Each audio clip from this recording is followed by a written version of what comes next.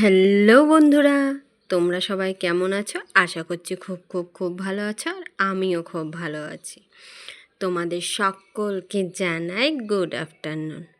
আজকে আরও একটি নতুন ভিডিও, তার সাথে নতুন একটি লাঞ্চ থালি। তোমরা যারা আমার চ্যানেলে নতুন তারা চ্যানেলটি সাবস্ক্রাইব করে দেয়, প্লিজ পাশে থেকো। আর যারা অলরেডি সাবস্ক্রাইব করে দিয়েছে তাদেরকে জানাই অসংখ্য অসংখ্য ধন্যবাদ আমাদের পাশে থাকার জন্য, আর এভাবে আমাদেরকে ভালোবাসার জন্য আর সাপোর্ট করার জন্য। দেখো বন্ধুরা, আজকে আমার লাঞ্চ থালিটা একদম সিম্পল। ওই যে কথাই বলে না, ডাল ভাত আর কি, বাকিটা তোমরাই বলো কমেন্ট করে। আর আমার ভিডিওগুলো যদি ভালো লাগে প্লিজ লাইক কমেন্ট শেয়ার করে দিও। দেখো আজকে একদম সিম্পল সাদামাটা সব খাবার, দেখেছো?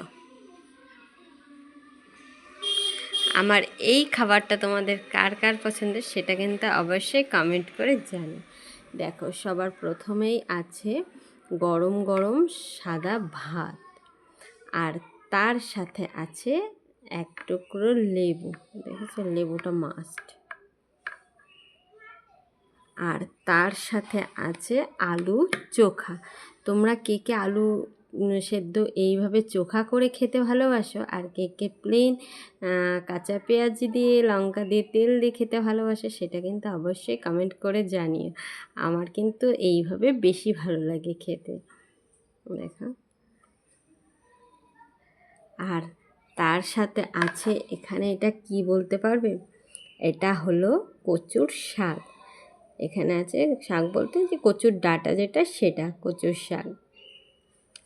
আর তার সাথে এখানে আছে দেখো পাতলা করে পেঁয়াজ আর হচ্ছে জিরে ফোড়ন দিয়ে পাতলা করে মসুরির ডাল। এই ডাল আর এই লেবু আর এই আলু সিদ্ধর কম্বিনেশনটা অসাধারণ।